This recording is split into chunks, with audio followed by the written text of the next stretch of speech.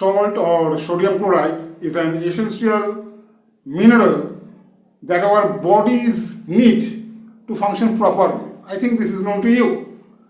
The matter of discussion here in this video is how salt affects your blood pressure. Yes, if you consume too much salt, means if you consume excessive salt, in that case what happens, your blood pressure increases. And you know that blood pressure, increased blood pressure or high blood pressure or hypertension, that is not good for our health. That may cause cardiovascular diseases, that may cause even stroke. Means I am talking about brain stroke. Brain stroke is also known as only stroke. Anyway, so when salt is consumed, the sodium, you know that salt contains sodium. So this sodium goes to the bloodstream. And our body's mechanism is like that.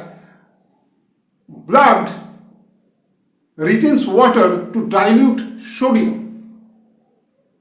So since blood retains water to dilute sodium, that means volume of the blood increases that way. And since volume of the blood increases, so the pressure of blood inside the blood vessels or inside the arteries must increase.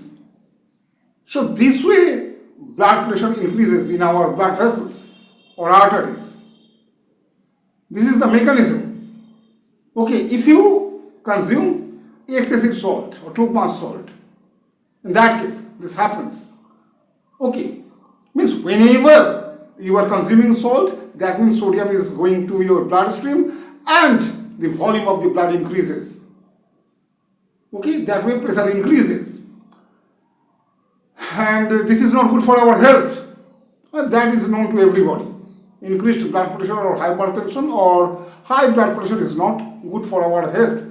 So what happens, actually problem is like that, blood vessels, these are damaged different ways. There is a possibility of deposition of fats inside the means on the inner lining of the blood vessels. Deposition of fats, which are also called plaques. Okay, and the disease related to this is known as atherosclerosis. Again, there is one more term used in medical sciences that is called aneurysms. That is localized bulging and weakening of blood vessels. And all are due to the increased blood pressure or high blood pressure. So if there is bulging and weakening of the blood vessels, what is the possibility next? Next chance is what? Next chance is, since you are still alive, so blood is flowing through your blood vessels and the part where it has become weak, okay, and there is a bulging, means I am talking about swelling. So since that is the weakest part of the blood vessel, so there is a chance of rupture.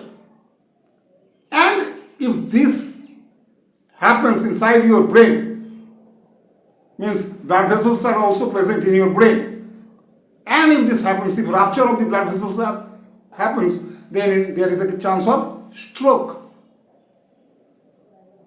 That is known to you. Again, if there is fatty deposition, means deposition of the fatty materials on the inner surface of the blood vessels, so that way what is the effect? The cross-sectional area of the blood vessels are narrowed, means the area through which the blood was flowing is decreased.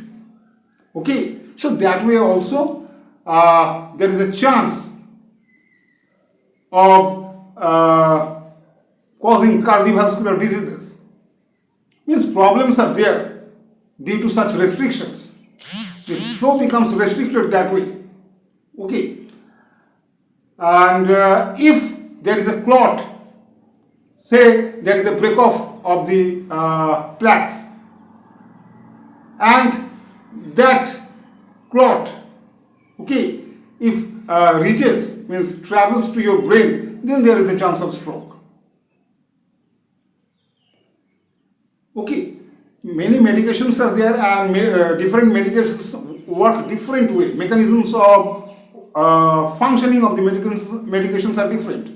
Few medications are there which help the kidneys to remove excess salt and excess water from our body.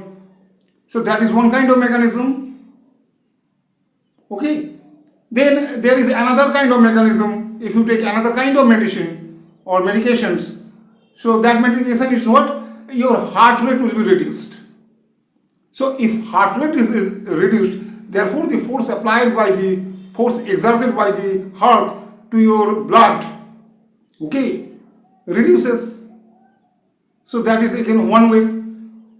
So different mechanisms are there.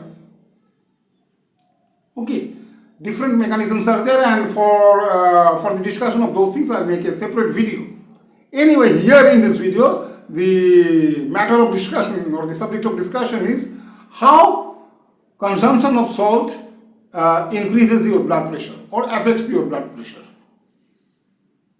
Okay, so how to avoid this excessive consumption of sodium chloride? Processed foods are there. Many people use processed foods. So before purchasing processed foods, you should look carefully to the content, means what is the sodium content. According to WHO and American Heart Association, they recommend 2,300 milligrams of sodium intake as a limiting value per day. Of course, it is per day.